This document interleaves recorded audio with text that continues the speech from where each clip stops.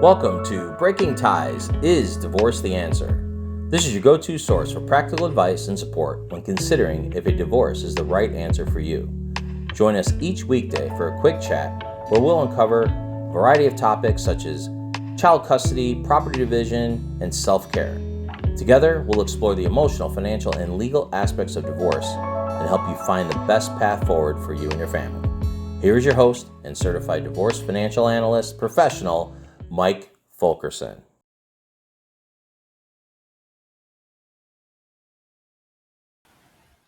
Hey, welcome to another episode of Breaking Ties, Is Divorce the Answer? The podcast where we unravel the complexities of relationships and explore the tough decisions we face.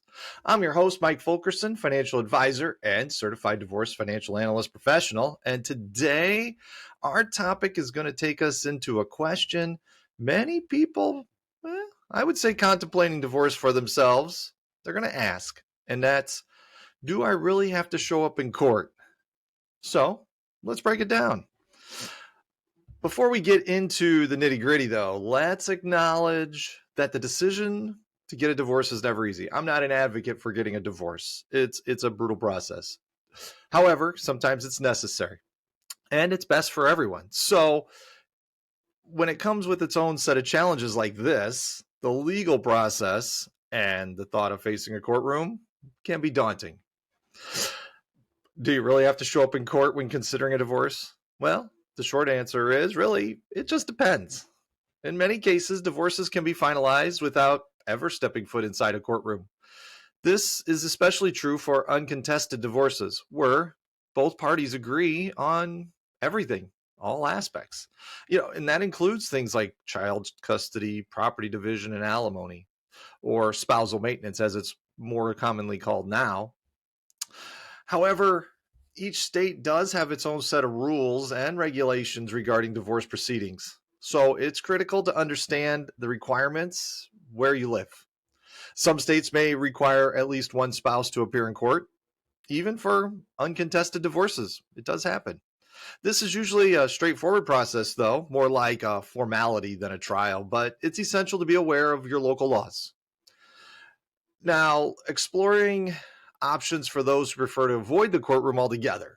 Then we're looking at things like mediation and collaborative divorce. And they're really, picking up steam as far as popularity goes. And it is a tried and true process nonetheless also. Now, these approaches prioritize open communication and negotiation, allowing couples to reach agreements outside of a courtroom setting. One significant advantage of avoiding court is that it can save time and money. Court proceedings can be lengthy and costly, and it's going to add to a stress that is already at a challenging level. Now, mediation and collaborative divorce provide a more amicable environment, fostering cooperation rather than confrontation. Now, when you make any decisions on the divorce process you're going to use, it's probably wise to consult with a divorce attorney. And they're going to know the specific requirements in your jurisdiction and explore options available to you. They can provide valuable guidance tailored to your unique situation as well. Now, there's also the emotional aspect of divorces. The decision to end a marriage is emotionally charged, to say the least, and facing a courtroom can intensify those emotions. By exploring alternative methods, couples may find more supportive and understanding environment to navigate this difficult process. So, wrapping up, whether or not you have to show up in court when considering a divorce depends on various factors, including the nature of your divorce and local regulations. It's essential to educate yourself, seek legal advice, and explore alternative methods that align with your needs and values. That's all for today on Breaking Ties, Is Divorce the Answer? Remember, it doesn't always mean that, you have to get a divorce or even has to be a knockdown, drag out fight. So find a solution that works best for you. Should you have any questions on today's topic or other financial planning issues, feel free to contact me. My information's in the description of the podcast. Divorce is not the end of your story. It is the start of your next great chapter. Until next time, enjoy your day.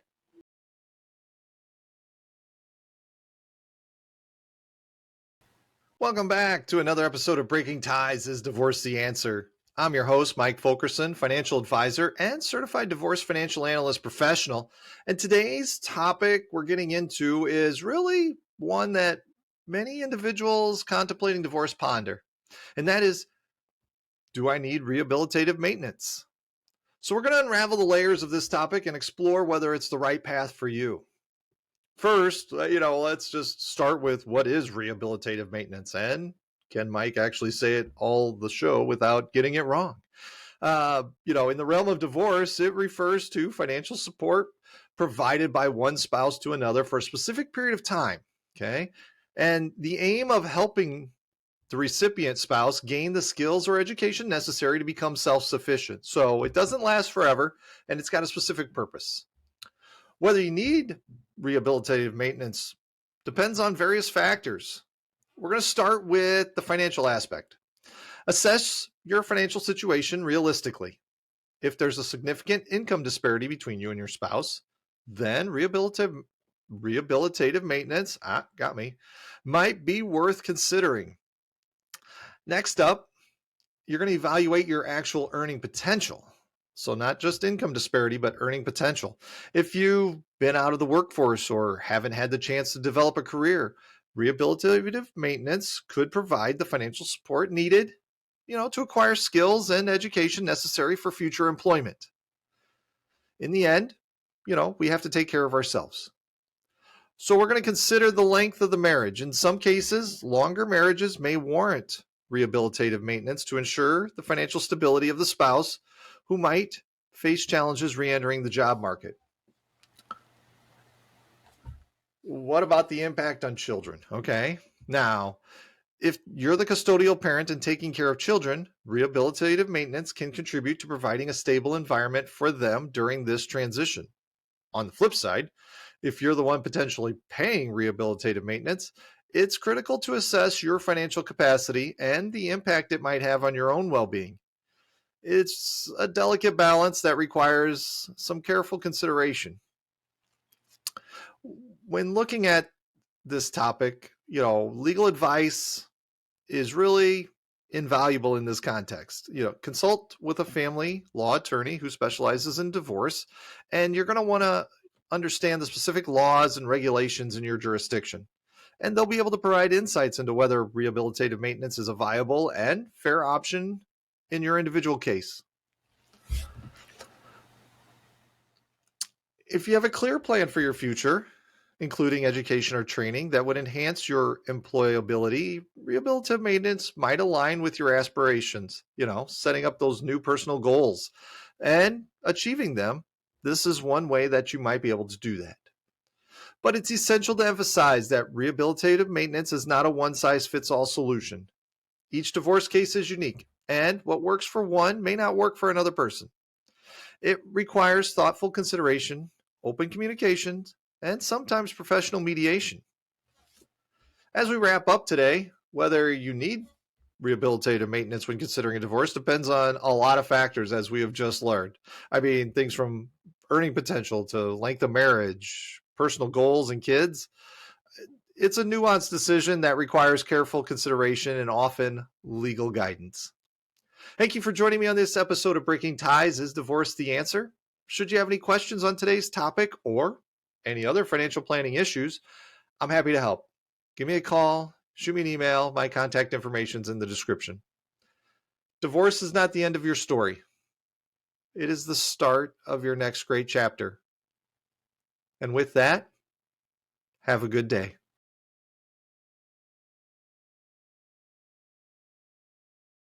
Hello, everyone, and welcome back to Breaking Ties Is Divorce the Answer? I'm your host, Mike Fulkerson, financial advisor and certified divorce financial analyst professional. And today we're going to tackle a topic that might sound familiar or unfamiliar, depending on where you've crossed paths with it. But in the world of divorce, it's actually pretty darn important, and that is the QDRO, or Qualified Domestic Relations Order. So how do you know if you need a QDRO when you're considering a divorce? So let's unravel those complexities. We're going to start with what a QDRO is, and as I had said before, it's a qualified domestic relations order. That's the legal term. Now, essentially, it's a legal order that establishes the right of an alternate payee, usually the ex-spouse, to receive all or a portion of the benefits payable under a retirement plan. Now, do you need one? Well, in divorce proceedings, when you look at the retirement factor, it's whether or not you or your spouse has a retirement plan. If either party holds, say, a 401k or a pension or other qualified retirement account, then a QDRO might be necessary to divide those assets fairly. We're going to consider the length of the marriage. So if you've been married for a substantial period, the chances of needing a QDRO actually increase. And this is because the assets accrued during the marriage, including retirement benefits, are often subject to division in a divorce. Another piece we're going to look at here is we're going to evaluate the financial aspects of your divorce. So if there's significant disparity in retirement account balances between you and your spouse, QDRO may be essential to ensure an equitable distribution of assets when you break things apart. And another key factor is when you or your spouse contributed to retirement accounts during the marriage. If both parties made contributions, QDRO may be necessary to determine the fair distribution of those contributions. Now, are there tax implications? So different retirement accounts have varying tax implications, and the division of these assets in a divorce can have tax consequences potentially. We're going to want to consult with a financial advisor or a tax professional to help you navigate this aspect and make sure whatever you're breaking up, whether it's a distribution or just splitting the accounts, you need to know the tax implications of that. If you're uncertain about your spouse's retirement accounts or financial situation, then, it's really advisable to conduct a thorough financial disclosure during the divorce process. This includes gathering information about all assets, including retirement plans. And usually it's going to be listed on the financial affidavit. So as long as both parties disclose all their accounts, doesn't mean it always happens, but as long as they're disclosed, the financial affidavit's usually the form that you're going to put them on. When we're looking at using a QDRO, having an attorney, getting legal advice is really paramount.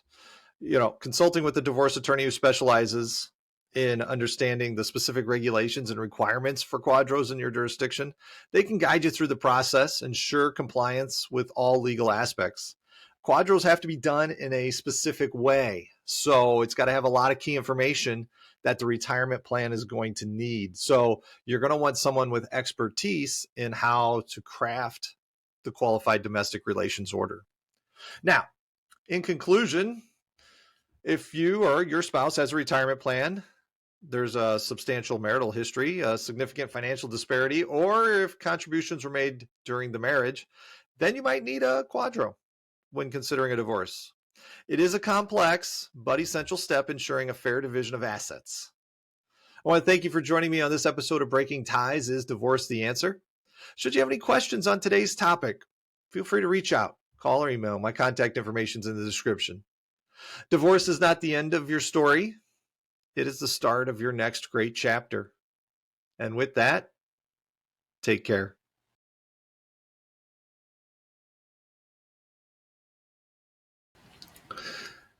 Hello, everyone, and welcome to Breaking Ties Is Divorce the Answer? I'm your host, Mike Fulkerson, financial advisor and certified divorce financial analyst professional. And today we're going to get into a topic that many of you might resonate with, and that is divorce stress relief. Navigating the complexities of divorce really can be overwhelming. So I've compiled the top 10 stress relief tips to help you on this journey. We're going to start with breathing. I know it sounds simple, but conscious breathing can do wonders for stress. Inhale deeply, exhale slowly. It's an instant way to calm your nervous system during those challenging moments. Number 2, establish a support system. Surround yourself with friends, family, or a support group. At this time, having a strong support system can provide emotional comfort and practical assistance when you need it most. Tip number 3, self-care. Take time for yourself, whether it's a bubble bath, a walk in nature, simply reading a book. Prioritize activities that bring you joy and relaxation. Number 4, exercise. Physical activity is a natural stress reliever. It releases endorphins, which are your body's feel-good hormones. Find an activity that you enjoy and make it a regular part of your daily routine. Next on this list, mindfulness. Practice being present in the moment. Mindfulness techniques, such as meditation or yoga, can help manage stress and cultivate a real sense of calm. Now, moving on to tip number 6. We want to set realistic expectations. Understand that the divorce process is challenging and it's okay to really not have everything figured out immediately. Give yourself the grace to navigate it through one step at a time. Tip 7, seek professional help when needed. A therapist or counselor can provide valuable guidance and a safe space to express your thoughts and feelings. Don't hesitate to reach out for professional support. It's really a good thing to not bottle stuff up during the divorce process. Helps you keep a clear mind. Now, tip number 8, maintain those routines. Amidst the chaos, having a structured routine can provide a sense of stability. It helps create a feeling of normalcy during a time of significant change. So keep those routines and keep yourself a little less stressful. Looking at the 9th tip here, educate yourself. As we all know, knowledge is power. Understanding the legal aspects of divorce, know your rights, and be informed about the process. It really can help alleviate anxiety and also empower you to make informed decisions. And last but not least, tip number 10, we want to embrace the future. While it's essential to process the present, don't forget to look ahead. Focus on building a new chapter, envisioning a positive future, and embracing the possibilities that lie beyond. I want to thank you for joining me on this episode of Breaking Ties. Is Divorce the Answer?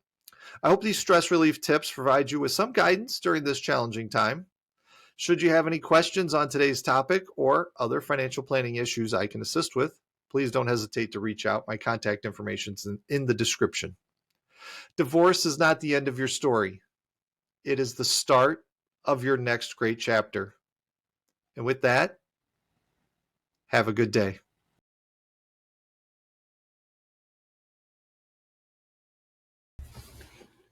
Hi, and welcome to Breaking Ties. Is Divorce the Answer? I'm your host, Mike Fulkerson, financial advisor and certified divorce financial analyst professional. Today's topic is really challenging, and really it comes around working with a difficult spouse, and a lot of it with considering divorce. It's a really tough topic, an important one. So buckle up as we navigate through the complexities of relationships and the possibilities that lie beyond. We're going to start with acknowledging that contemplating divorce is really never an easy decision. And a lot of times it's very stressful.